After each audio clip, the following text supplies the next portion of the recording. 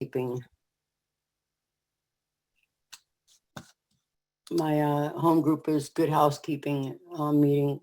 We meet twice a week, and it's been my home group for about 5 years. And I was told in the beginning of my recovery that having a home group gives me an address. And coming into this program homeless, that was important to me. That meant something to somebody who didn't have a home. Um, they talked about having a home group as a place where I get to learn to live, and they referred to Alcoholics Anonymous as a spiritual kindergarten. And that this is where I'd get to start having relationships and learn how to get along with others. And that was something I didn't know how to do. But I'm going to back up a little bit. I was brought up in Michigan. I'm one of seven. My mom told me later on that there's a set of twins right behind me, and there was a lot of kids and a husband that was severely mentally ill. So our house was very chaotic, and my mom told me that she was tired by the time she had me, and she did the best she could. It's the truth. But that those truths did have something to do with who I am.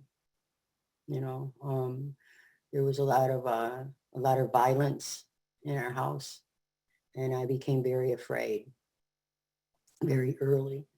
And my brothers and sisters, I have two definite alcoholics, siblings. One has passed away. The other one's still out there. But alcoholism runs all through my family. My mom had a brother who hung himself, and he was the town drunk, and a brother-in-law who shot himself. And then my sister married a man who shot himself, alcoholic. I mean, it's violence and alcoholism goes hand in hand with my family history. So I remember very early being very afraid, knowing that I was afraid.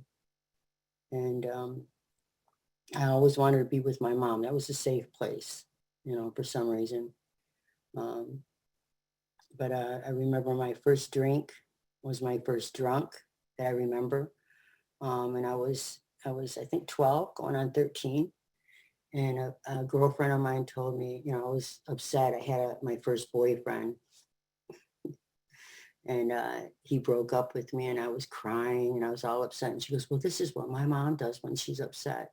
And she gave me a drink, and that drink turned into a bottle. And I staggered into the school that I went to. There was a basketball game going on, and I ended up blacking out and being taken to a hospital. And I remember being in the ER, and the doctor standing over the gurney, and I remember my mom saying, is it drugs? Really, really worried. And the doctor said, no, it's alcohol. And she was like, oh, like relieved almost. I guess that's a step up from drugs. I don't know. And I interpreted that it's okay to do this, and that first drunk, even though with the consequence of going to the hospital and, being thrown off the cheerleading team and, being placed in a different group of kids. They were called the jocks and the stoners. There was all these little subcultures of kids in junior high, and I immediately fell out of that group and got put into the other group, and I was home. I remember not liking the taste so much, but the effect. Oh my God. It's like it overwhelmed all the consequences. It overwhelmed everything. And from that point until I was 36 years old, I looked for that ease and comfort, that kind of, in different ways, after I came into the room. But I can step on that a little bit, touch on that later. But so I knew that was what I wanted to do. So I started waitressing in a bar as soon as I got a job. I got through high school. It's a blackout. I still don't remember how I got through high school, how I got through junior high. It's all a blur. I'll touch base with some of my childhood friends, and they'll say, "Oh, you weren't that bad." It's like, I'm an A. Oh, that's a good thing. I'm in recovery. Oh, yeah, yeah, that's good. That's good. So I think they're just trying to be nice about you weren't so bad. But I got a job in the bar as soon as I turned 18, and I loved it. I loved everything about it. I loved that kind of life. I loved to be able to drink. I told myself I had to drink. To work there, and I had to work there because I had to drink. So it was a perfect fit. I'll back up. Once I got a DUI at 16. As soon as I got my license, I got a DUI, and I'm surprised that I didn't get more. Um, I really am. I'm very surprised I didn't get more, but I didn't. But I remember hitting a lot of cars. I was notorious for side swiping, and I had this strange idea that was fun. A lot of things I had mixed up that were fun. It was like crazy, That started way back though. I'd make prank phone calls and, ding dong ditch. There was this thing about me that I had to have some kind of excitement, some on the line excitement. But I got a job in the bar and I loved it. I loved everything about it. And when I was 19, I moved here to Florida from Michigan with my little sister. And things really took off once I got to Florida. I was here for a year, and within a year, things got really, really scary. And we ended up going to California. I met a man and moved to California, and she went back to Michigan and then came back here to Florida. She didn't like California, but I loved California. And my drinking seemed to taper off a little bit. It seemed to not in my eyes wasn't that bad. So you're looking through the lens of an alcoholic, but it seemed to simmer down. It still caused problems, but it didn't seem like it was as bad as it was here in Florida.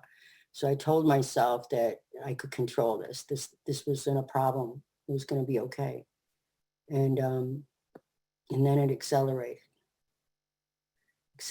to the place where, I'm driving and running into mobile homes and, where we lived, my boyfriend at the time. And, I was hiding it, and I was drinking and getting mean and, fighting, arguing.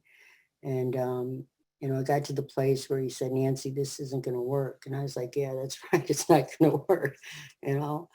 Um, and we broke up. I told him I needed some time alone. And what I was really saying is I needed some time to drink, you know. And he really did love me. He wanted to get married. And we did this dance kind of like, I want to get married. No, not now. He wanted to get married. No, not now. But when we broke apart, I went back into the bars. At that time, I started working in like hotels and, you know, kind of nice places. I told myself, if it's nice place, it's better. But I was drawn to that bar life, where everybody's drinking and, things are wild and, it was a party, life was a party. And I remember my mom told me once, she said, "Nancy, working in the bars can make a woman hard." I was like, "Oh, you don't know what you're talking about." Yeah, she didn't know what she's talking about. She knew exactly what she was talking about. Um, but I met another man, and I was immediately attracted to this man. And back then, even back then, I had this inkling when things weren't like right; they were way off. But the attraction was really strong, and I try to quiet that yell of, "Hey, don't do this. This is not a good idea." Um, but I fell in love or lust, both of those probably. And after a little while, he told me who he was, and he was honest. He said, I've spent a lot of time in prison, and I'm a career criminal. I will always be a criminal. Don't try to change me. And, and I do a lot of drugs. And what I heard was, if you love me enough, I'll change. I had a habit of hearing things that weren't being said. I would twist things the way I wanted to hear them because that's what I wanted. That dishonesty, that selfishness, that self-centeredness. And the fear, drove me, the self-centered fear. I have to have somebody, this guy's it. So of course we got married and immediately we were arrested. And for the next 2 years of our marriage, we went to court. They dropped charges on me, but they kept charges on him. And this was a third time strike. So he was looking at a lot of time. And somehow he got out of that, but he did still do some time. And I became a wife to a prisoner.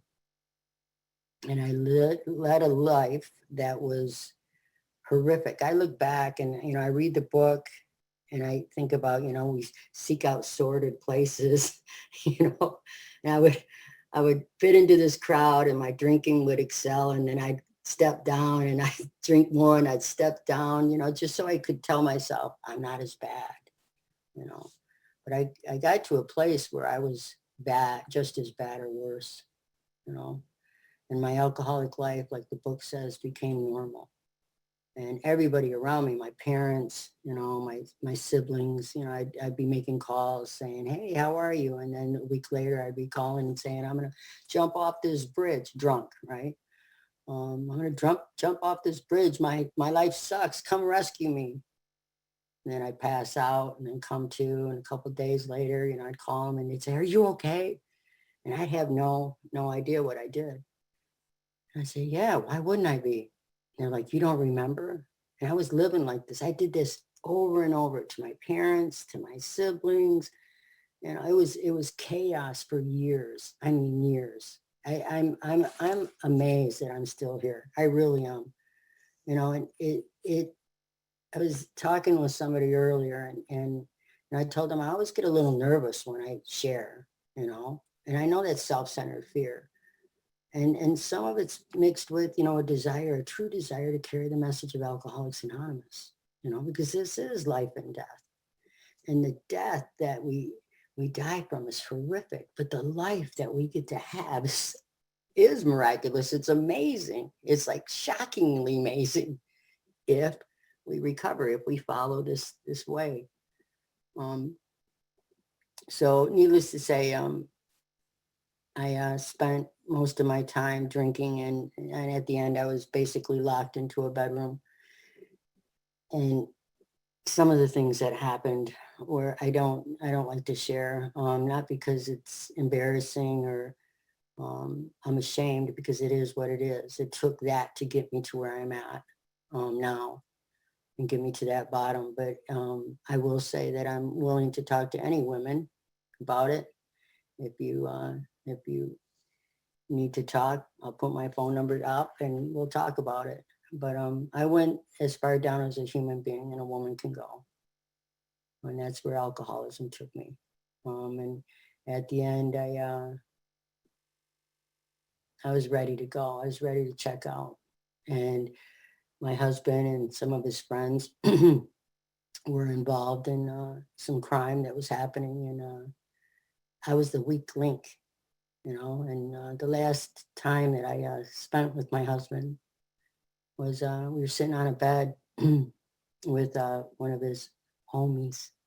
He was involved in gang, and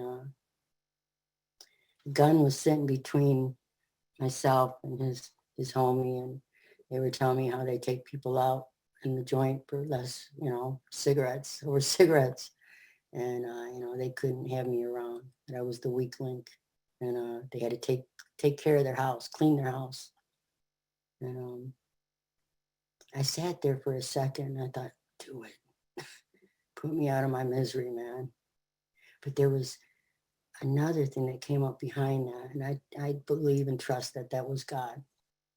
And it was, you want to live. And after that, it was, like I said, it was amazing. It was miraculous. And when I look back, I see all the times that I drove drunk and was blacked out and all these situations, these decisions that I made, based on self. And driven by all this fear and where I placed myself and allowed myself to go, in this sickness. God's hand was on me, I mean, just it's shocking how God's hands were on me. And so when that little piece of God jumped in and said, "You want to live?" The next thing I know, I'm getting in a car and leaving that house, and I'm taken to his ex's house. And the next morning, I'm on a train from San Diego to Florida. And that night before I left, I got on my knees, which was something that I, and prayed, which was something I'd pray and say, "Get me out of this and I'll do that," with my fingers crossed behind my back. You call it foxhole prayers in Alcoholics Anonymous, or bartering prayers. But, that prayer was the most sincere prayer I think I've ever said, still to this day, you know, and it was, if you want me alive on this earth, I need help. I don't know what to do. And they placed me on a train and I detoxed cold turkey. And that was not pleasant. That was very hard. I shook and I rocked and I sweated and I stunk. That's embarrassing for a woman to say, but I did. I stunk really bad. I poured so much poison into this body that, it was it was very obvious something really was going on with me. To the point where one of the train guys came up and he said, "Do you want to take a shower?" And I said, "Yeah." And he took me to, where the crew showered and slept. And he got one of my bags and let me get an outfit. And when I got out, he said, "Did you use the soap?"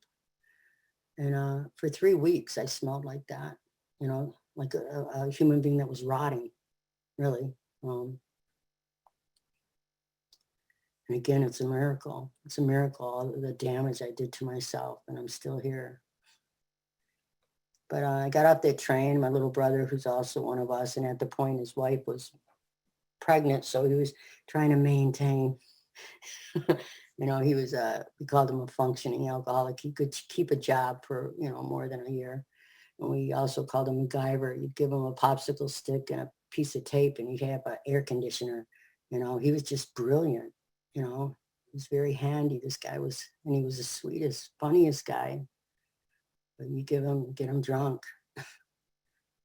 And he turned into that Dr. Jekyll, Mr. Hyde thing, man. And I saw it clearly in him, but I couldn't see it clearly in myself. And when I got off that train, he goes, "Man, I'm so glad you're here. You're really bad." And for that little brother to tell me I was really bad, I was like, "Oh, I must be, that's saying something." So he said, "We're going to take you to a hotel. We don't trust you to bring you to our house," which was probably a good thing. And he said, "I can't help you, but I'll help you find help." And I ended up in a house down in Broward that it was like a Christian recovery place. And the first night they started speaking in tongues over me. And I was like, "I'm really freaking out. I don't know what anybody's saying. I've lost my damn mind." And they're like, "Oh, no, this is a certain kind of prayer." And I was like, "Say it in English." And the next morning I woke up and I said, "I don't know what you guys are doing. I just don't want to drink.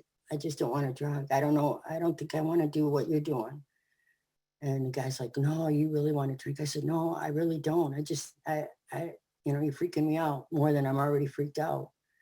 And they said, "We'll put you in the Salvation Army. We'll give you 72 hours. You drink, don't call us." And your brother said, "Throw his number out.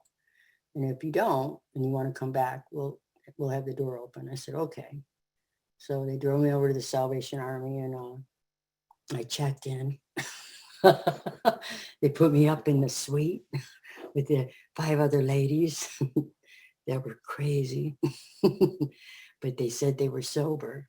And I like a little puppy dog. In the morning, they said we had to check out for the day, but we could come back at 5.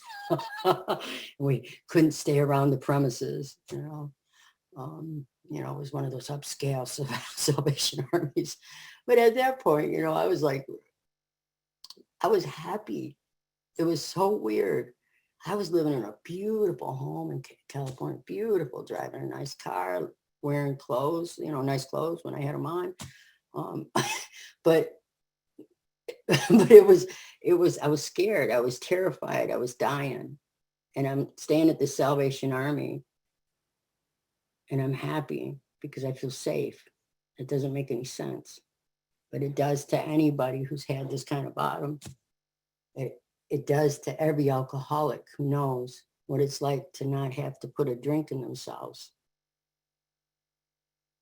It's familiar to every woman or man who place themselves in a position to be harmed over and over and over again and has allowed themselves to go to a place that's almost animalistic. We cross every one of those lines. So I'm at the Salvation Army and I follow these women and they said, we're going to go to this place, this recovery place. And I was like, okay. And I just followed them. And somehow I was there and they just let me come there, and they do meetings and there was a doctor there and they checked you out and I just followed along. And I was there 28 days. And they said, if you don't drink, we'll put you in this other place. It's called inpatient. And we'll do some more of this. And I was like, okay. I didn't have anywhere to go, and I wanted more of this, whatever this thing was. I didn't really understand it, but I wanted more of it. And, these meetings that were happening, you spoke a different kind of language. A lot of the things you said, I didn't understand. A lot of the things I read, I didn't understand. But the things that I did understand was don't drink no matter what. And they would follow it with, even if your ass falls off, put it in a brown paper bag and bring it to a meeting. So I took that literally. I thought my ass was going to fall off. And I was like, that's going to be weird. But don't drink and go to a meeting. And then they said, call people and go to meetings, read the book, pray, right? Shower, say your prayers, make your bed. I was like, all right, do what we do. So I try to do what you do. And then I was inpatient, and that was some eye-opening things happened there. I still didn't understand a lot of things that were being said, but I was starting to get in touch with the idea that I needed a lot more help than I thought I did. And I got more attracted to wanting what you had, which were some of the sober people that would come in and bring meetings, and some of the people that worked there said they were sober. They had this, I called it the light. Their eyes were shiny and they had these smiles and they seemed like they really cared. I wanted that, and the people that spoke at the meetings, it was like, I wanted that. I'm going to back up real quick. The first meeting at that Salvation Army, they told us, we had to be told to thank the speaker and that this was Alcoholics Anonymous. And these people weren't getting paid to do this. And they were coming in for free to help us and to go up and say thanks. So the guy comes in and he's all dressed real nice. He had a suit on and he's talking and I'm thinking, I'm going to marry that guy. Yep, I'm going to marry him and we're going to be Mr. and Mrs. A. Now I was still married to that other guy, but that didn't matter. And I remember him saying, if I want a drink, anytime I think about a drink, I just pull out the blender and then I take off my watch and I put it in there. And I take out my wallet and I put it in there. And I think about one of my kids and I put it in there. And he goes through this whole big spiel and I was like, what the heck? He goes, and then I push the button and I think that's what I'm going to be drinking. I'm not going to be drinking relief. I'm going to be drinking everything that means something to me. My dignity, my kids, my money, my job, my home, my wife, and he's going back down the line. And I was like, oh. So I'm glad he shared that because I needed that strong visuals, And so after the meeting, I went up and thanked him. I was following the directions. And the guy says, for you, kiss. And I was like, oh, yes, he loves me too. He likes me too. And we're going to get married and we're going to be together, right? He wants me to kiss him. And he said, keep it simple, sweetheart. And I was like, oh gosh, what does that mean? I don't think we're going to get married. I mean, that's how my mind went. It was insane. It was insane. And I share that because I want you to hear that no matter how far down the scale we have gone, there's hope. There's hope. If I can get sober, anybody can get sober. If Alcoholics Anonymous can take a woman like me that was shot out straight through and through, clean me up, give me a purpose, give me some directions, pour out that love so I can pour it back, share your experience, strength, and hope with me, show me the way, and help me follow it, anybody can. After I came back up in this area, my brother took me to my first AA meeting outside of that Salvation Army and that treatment center, dropped me off, and he said, stay away from the men. Not all the men that go to AA are there for recovery. He said, stay with the women. And so I said, okay, and I'll pick you up in an hour. And he left. And I was like, aren't you coming in? And I was thinking, you should be here too. And he's like, no, I'll come back. And I walked in, this woman was setting up the place, and she had the big window screens and with all our steps and our traditions. And I sat down in that first row, and I was the first one there, and I'm looking around and I'm looking at those window shades, and I'm thinking, nobody's with me. I don't know that lady. I'm scared. I'm really scared. There's no counselors to call. There's no other people in the room that, you know, I'm living with, like at the Salvation Army, and I'm frightened. I'm very frightened, and I don't know what to do. And I started crying. And the woman looked at me and she walked over. She goes, are you okay? I said, no, I'm not. I can't do this. I can't do this. I can't do this. I don't know what I'm doing. I don't know what I'm doing. And, you know, by God's grace, she told me the truth. She said, you're right. You can't. I said, oh, kick it, girl, while she's down. She said, you never will be able to. She goes, but we can. And she sat down next to me and patted my leg. And she goes, no matter where you're at, Alcoholics Anonymous is going to be there. And God is going to be there. And that was my first lesson in the we. And I needed it like that. I needed that we strong. And I started going to meetings and got a sponsor. They told me, I heard, get a sponsor that has something you want. So this girl had this big tattoo, and she walked real tough, right? I was like, I want that. You know, I want a big tattoo and walk tough. Nobody messed with her, but she was really pretty too. She wasn't like, you know, so I wanted all of that. So I asked her to sponsor me. She said yes. And we started going to AA dances. Back then they had a lot of AA dances. And, you know, some time went by and she said, you should sponsor me. And I was like, oh, okay, I need another sponsor. And I got another sponsor. And that next sponsor got me into the book. Didn't take me to dances. Got me in the book and started reading the book line by line. And, you know, I grasped what I could. You know, I got in a lot of car accidents. Like I told you, I had a weird idea of fun, you know, hitting cars, and I got in some fights and, you know, got knocked in the noggin several times. So, you know, there's, you know, before I left California, I got in a really bad car accident. And, you know, ironically, it was a drunk driver that hit me. Damn it. She was on my list, on my 4-step list too. Now that came after I told you all the people I hit, right? But she hit me. But she, you know, it was pretty bad.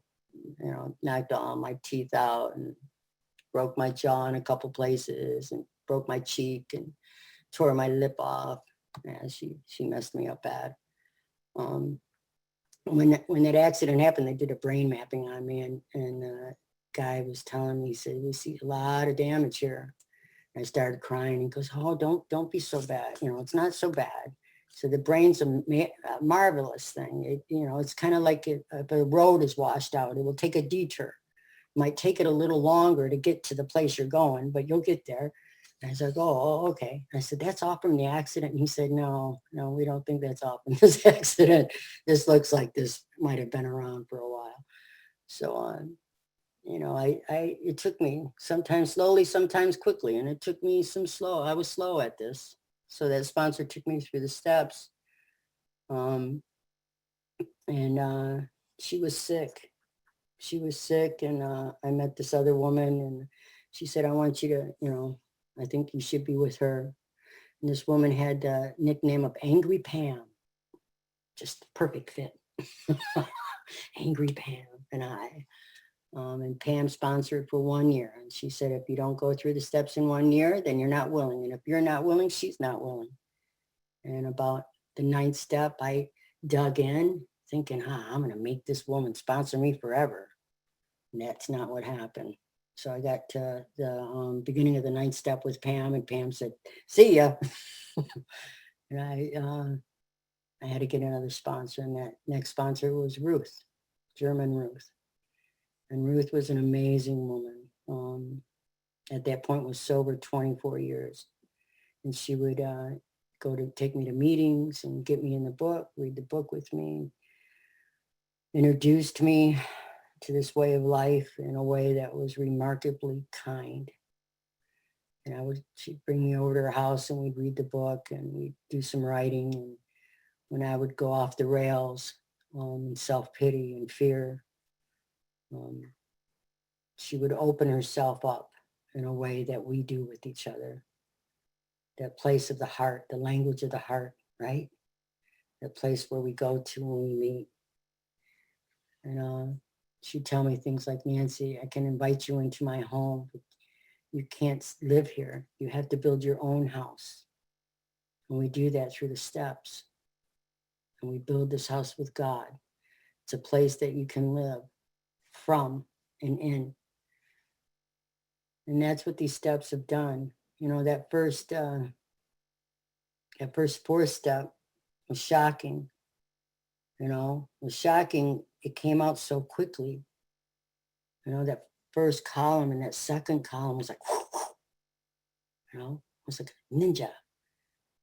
And I asked her, I said, why is this coming out so quick? And she said, because you've had it all your life.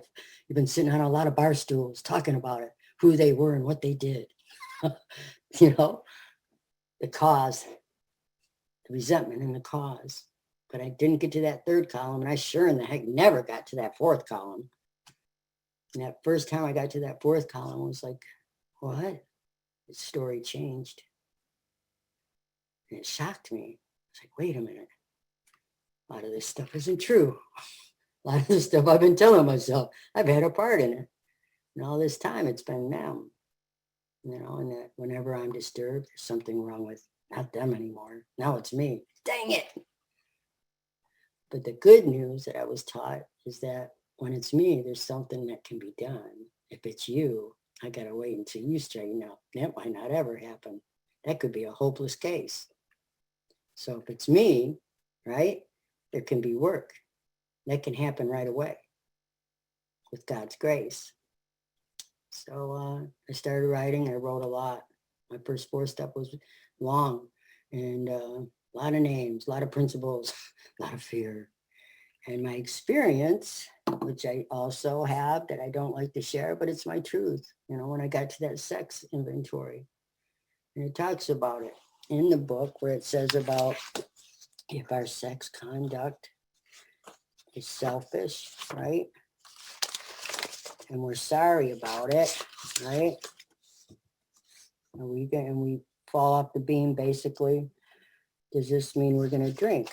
No, not really. But if it's not, and we continue, I'm paraphrasing, we will. And that's what happened with me. Suppose we fall short of the chosen ideal, which I did, and stumble, which I did. Does this mean we're going to get drunk? Some people tell us so, but this is only a half-truth. It depends on us and our motives. If we are sorry for what we have done and have an honest desire to let God take us to better things, we believe that we will be forgiven and we will have learned our lesson. If we are not sorry, which I wasn't, and our conduct continues, which it did, to harm others, we are quite sure to drink. We are not theorizing. These are the facts of our experience, and that's a fact of my experience. And the way I got drunk was I bought a bottle of cough syrup, made sure there was alcohol in it, put it in the cupboard, waited till my cough got real bad after smoking cigarette after cigarette. It was a self-imposed cough. And I grabbed that bottle of cough syrup and I took a big swig and I put it back. And I went to the meeting the next day with all these women that were in my support group, my sponsor and other sister sponsees and my grand sponsor.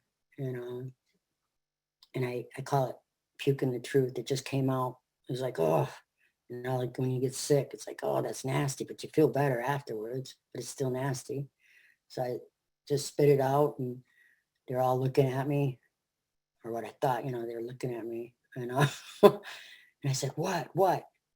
You think I relapsed? Do you think I have to pick up a white chip? If I have to pick up a white chip, I get to get drunk. I didn't get to get drunk. And they all just kind of looked at me and I heard myself and I was like, oh, shut up, Nancy, shut up. Right. And only one woman spoke, which is a miracle in that group of women. And she said, well, thank God you didn't get drunk. You might not be here. You'd probably be in jail. Worse yet, in jail, in the bar. Worse yet, in somebody's house that you don't know. And I was like, or she said, or worse yet, dead. And I was like, oh, God. So for some time, I walked around Alcoholics Anonymous fighting that. I was looking for a new group of people that agreed with the idea that I didn't get drunk. And I got a twofer on that, and some people, and I was really shocked at some of the people that I was looking, and talking to, and they were saying, oh, yeah, I drink NyQuil all the time. Met a woman that went through like 6 bottles of Listerine a week. Had really good breath, but I questioned her sobriety. And the truth that I found through that journey of insanity in Alcoholics Anonymous was that what kind of sobriety do you want, Nancy? You want to stay in Alcoholics Anonymous and be sick? Or do you want to be in Alcoholics and get healthy, get well? So I made the choice. Ruth got sick. Ruth got cancer and ran into some really hard times. So I ended up with my sister sponsee to take me over sponsoring. And we made a decision that we would take off because we didn't know what the date was now. The date was all mixed up. So we decided that we'd shave off a year off my sobriety and I'd still keep the same date. I'd celebrate every Mother's Day and we'd go from there. And that's exactly how I roll. When people say, when's your sobriety date? I celebrate every Mother's Day. Well, Mother's Day date changes. And some people might raise their eyebrow and say, that's not on the line. And it's like, yeah, it's on the line. My sponsor and I at the time decided that was the right thing. And I know in my heart, that's the right thing. Because that was my first sobriety date. And that was my most profound amends. And I'm going to try to move through this. Started at the steps again with her, at the beginning of the book. Went through the steps with her. And she sponsored me for years and years. And then I made my amends to my mother. I went to my mother when I got to the 9th step and did it the best I could do. According to the book, I was thinking about her. It wasn't about me being sorry. It was about me making right the things that, right the harms and being a different person to my mother. And Charlie the Neck told me, Nancy, the most sincere amends we can make is ask the person how we can give them the right to tell us. And that's what I did. And when I asked my mother, she said, don't ever drink again, stay sober, and live a good life. That's what I want from you. That's how you'll repay all those sleepless nights, all the anguish, anguish and pain and embarrassment. And she went on, she said, that's how. And I live that. When things get tough, I live that. And I ended up with another sponsor, a woman I met. I've been with her about 7 years, and she's a real corker. I love her. She's been sober coming on 40 years. And, at this point, she knew that I've been through the steps, and we talk about the steps. We're friends more than anything, to be quite frank. But I was doing, I got into this habit or this process, if you will, through pain, writing on the beach on my 11th step. I turned it into 11-step thing. But I'm coming up to some time issues, and I really want to share this story with you because I was asked to. This was the request when I was asked to share. It was on the contingent that you share this story. So quick. My brother ended up getting cancer, and he was dying. And alcoholism, I believe, pushed that. I ended up getting sick myself, and I go to a infusion every 5 to 14 days. I have a blood disorder, and it's a hematology oncology where I go to. And I asked my hematologist, who's also an oncologist, I said, my little brother was just diagnosed with multiple myeloma. I know you don't know him. I know you don't have his chart, but I need to get a little prepared. What are we looking at? And he said, oh, if he takes care of himself. And I'm thinking, no. If he follows directions, no. 7 to 10, maybe, maybe. But all new things are happening all the time. So back when, we'd say, go get your affairs in order. And this was 10 years ago, by the way. And he said, if he's not taking care of himself, and I'm thinking he's not, he said 3 to 5, maybe. So, I watched that little brother who had a major role in me getting sober. And through the years, I try to trick him. I try to strong arm him. I try to encourage him, inspire him. I did everything I could to get that little brother to come in with us, and he wouldn't. Nope. And I went through a lot of pain wanting him to be sober, and I see through the years, I wanted a lot of people to be sober who didn't want to be sober, or couldn't be sober, who, killed themselves. A couple of sponsees did, and I told myself, you're not a good sponsor. That's a bunch of bull crap. That's my ego saying, I'm the boss. You're going to do what I say and be the way I say. Well, what I say is you're going to be sober. And that wasn't their course. But this little brother was dying a horrible death. And it was like the end of the first week. And watching him dwindle away, I was freaking out. And I was madder than hell at God. And I was thinking like, okay, I know how to take this guy out. I'm going to make this easier for him.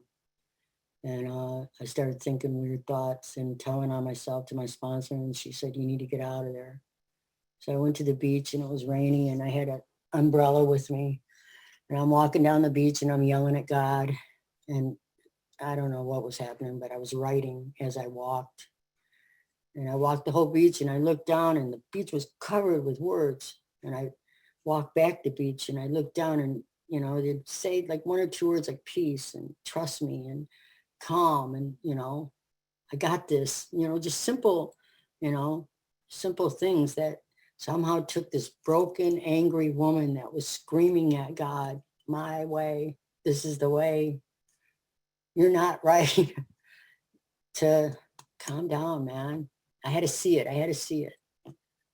Remember, I told you I was visual. I need it, I need it like that. So it started this thing of me writing in the sand, praying. And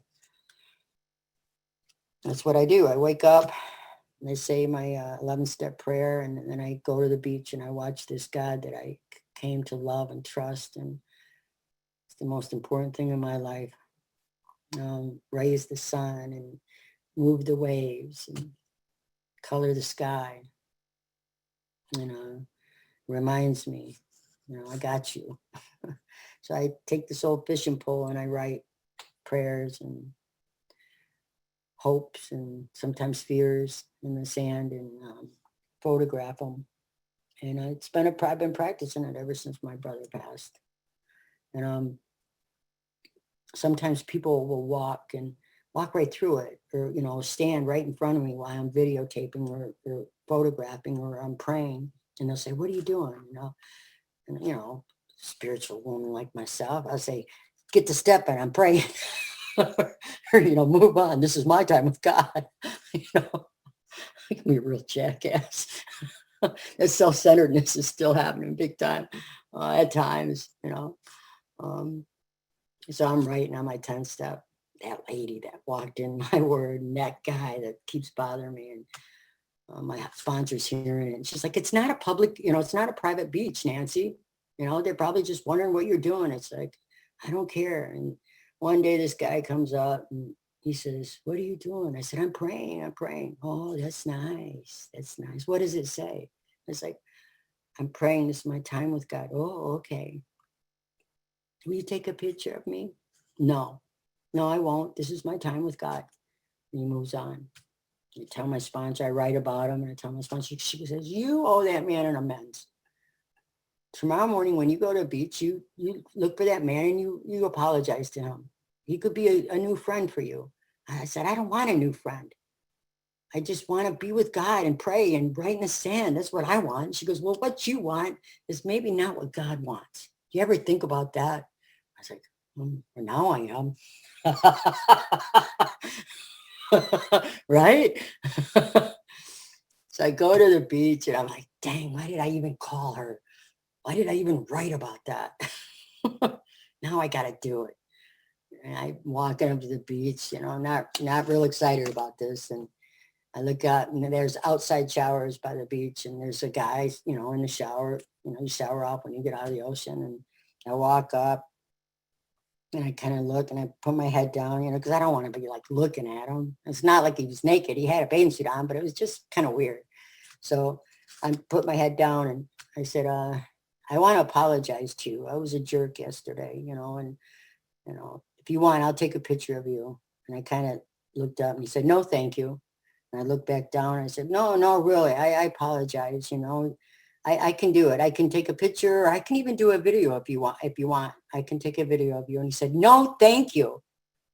And I was like, all right. So I walked away and I was like, hey, I cleaned my side of the street, right? I did, I did it, I can't do any more.